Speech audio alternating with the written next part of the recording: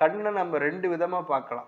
ஒன்று குழந்தைகளுக்கான கண்ணன், இன்னொன்று பெரியவர்களுக்கான ஒரு ஞானத்தை போதிக்கக்கூடிய ஒரு ஞான குருவாக இருந்து நமக்கு நல்ல அறிவை வழங்கக்கூடிய ஒரு கடவுளாக, ஒரு குருவாக நாம் பார்க்கலாம். அப்படி அவர் குருவாக இருந்து வழங்கியது தான் கீதை எனும் வேதத்தின் சாரம். 4 வேதங்களை நம்மளால் படிக்க முடியாது, அதற்கு நமக்கு நேரமும் கிடையாது. ரிக், யஜுர், சாம, அதர்வணன். ஆனால் அந்த 4 வேதங்களின் ஒரு சாரமாக, 4 வேதங்களை ஒரு பசுவாக நாம் நினைத்தோமே என்று சொன்னால், அந்த பசுவின் பால் தான் கீதை. அந்த பசுவின் பாலை கறப்பவன் தான் கண்ணன். அந்த பசுவின் கன்றுக்குட்டி அதுதான் அர்ஜுனன். கன்றுக்குட்டி பக்கத்தில் இருந்தால் தான் பால் பசுமாடு நமக்கு கொடுக்கும். அப்போ கன்றுக்குட்டியை போல அர்ஜுனனை அருகில் நிப்பாற்றி விட்டு ஒரு இடையனாக, ஒரு ஆயர்குலத்தில் அவதரித்த ஒரு இடையனாக பாலை கறந்து பகவான் கீதை எனும் அமிர்தத்தை நமக்கு வழங்குகிறார். இதுதான் பகவத்கீதை. இப்படி பகவத்கீதை என்றும் ஞானத்தை நமக்கு வழங்கியதே பகவான் தான். பொதுவாகவே ஆண்டாளே கூட சொல்கிறாங்க, பகவானுக்கு நம்ம படைக்கும் போது, நெய்வேத்தியமாக படைக்கும் போது பால், வெண்ணெய் இதெல்லாம் நம்ம படைக்கிறோம். குறிப்பாக மார்கழி மாதத்தில் அக்கார அடிசல்னு ஒன்று செய்வாங்க. அது பால் சோறு திருப்பாவையிலே வருது. அதற்குடைய பாடல் திருப்பாவையில் நமக்கு வருது. கூடாரை வெல்லும் சீர் கோவிந்தா அப்படின்னு சொல்லக்கூடிய பாசுரம். அதில் பார்சோறு மூட நெய் பெய்து முழங்கை வழிவார கூடியிருந்து குளிர்ந்தேலோ ரெம்பாவாய். பார்சோரை அப்படி கையில் எடுக்கும் போது அது அப்படியே நெய் வழியணுமா.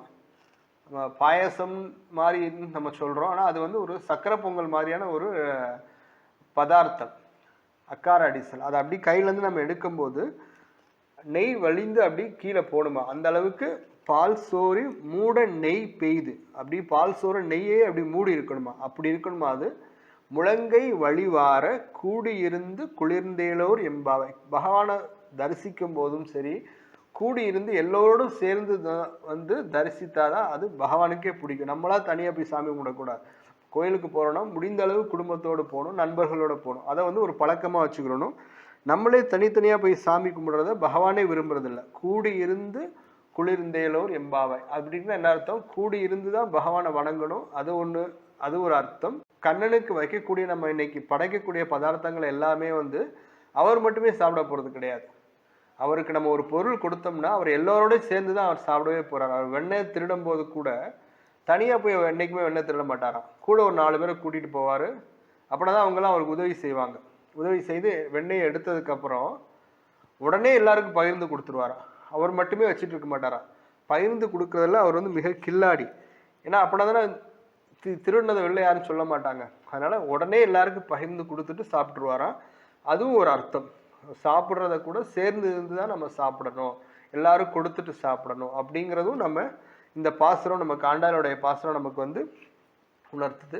வண்ண மாடங்கள் சூழ்ந்திரு கொட்டியூர் கண்ணன் கேசவன் நம்பி பிறந்தினில் எண்ணெய் சுண்ணம் எதிரெதிர் தூவிட கண்ணன் முற்றம் கலந்து சேராயிற்றே. அதாவது கிருஷ்ணன் அவதரிச்சிட்டாரு ஆயர்பாடியில். கிருஷ்ணன் அவதரிச்சிட்டதுனால அந்த ஆயர்பாடி முழுக்க வண்ண பொடி, அதாவது கலர் பொடியால் அப்படி எல்லாம் தூவி வச்சிருக்கிறாங்க.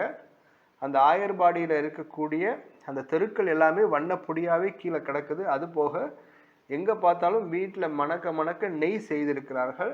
நெய்யும் வண்ண பொடியும் கலந்து ஒரு சேரு மாதிரி, ஒரு சகதி மாதிரி நம்ம சொல்லலையா, அது மாதிரி அந்த தெரு முழுக்க அப்படி ஓடிட்டே இருக்குதான். அதைத்தான் நமக்கு பெரியாழ்வார் பாடுறாரு. பெரியாழ்வார் திருமொழியில் சொல்கிறாரு, வண்ண மாடங்கள் சூழ்ந்திரு கோட்டியூர். வண்ண மாடங்களால் சூழப்பட்ட திருக்கோட்டியூர் அந்த ஊரில் கண்ணன் கேசவன் நம்பி பிறந்தினில். கண்ணன் கேசவன் பிறந்துட்டான். எண்ணெய் சுண்ணம் எதிரெதிர் தூவிடர். எண்ணெய் சுண்ணம், அதாவது எண்ணெய்னா இங்கே நெய்ன்னு வச்சுக்கணும், சுண்ணம்னா அந்த கலர் பொடி. கண்ணன் முற்றம் கலந்து அலராயிற்று, அதாவது சேரு போல அந்த இடம் முழுக்க இப்படி ஆயிடுச்சே. அந்த அளவுக்கு மக்கள் கண்ணனுடைய பிறப்பை கொண்டாடுகிறார்கள்.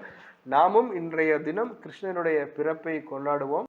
அழகான ஒரு நல்ல நாளில் அவதரித்து மக்களுடைய துயரங்களையும் துன்பங்களையும் வாழ்வியல் பிரச்சனைகளையும் நம்முடைய கவலைகளையும் போக்குவதற்காக அவதரித்த பகவானை வணங்கி பல்லாண்டு பாடி நாம் நிறைவு செய்வோம். பல்லாண்டு பல்லாண்டு பல்லாயிரத்தாண்டு பல கோடி நூறாயிரம் மல்லாண்ட தின்தோல் மணிவண்ணா உன் சேவடி செவ்வி திருக்காப்பு அடியமோடும் நின்னோரும் பிரிவின்றி ஆயிரம் பல்லாண்டு வடிவாய் நின்வள வான்வெளியில் வாழ்கின்ற மங்கையும் பல்லாண்டு வடிவார் சோதி வளத்துறையும் சுடர் ஆழியும் பல்லாண்டு படைப்போர்ப்புக்கு முழங்கும் அப்பாஞ்ச சன்னியமும் பல்லாண்டேன். பல்லாண்டு பாடி பெரியாழ்வார் பகவானை தொழுது பகவானுக்கு கண்ணு பற்றுமேன்னு பயந்து இந்த பல்லாண்டு பாடுறாரு. நாமும் பகவானுக்கு எதுவும் தீங்கு ஆயிடக்கூடாது, அவர்தான் நம்மளை காப்பாற்றணும். பகவானுக்காகவே நாம் வேண்டிக் கொள்கிறோம், நமக்காகவும் நாம் வேண்டிக் கொள்கிறோம். இந்த நல்ல நாளில் இந்த சொற்பொழிவில் கலந்து கொண்ட அனைவருக்கும் என்னுடைய நன்றிகள்.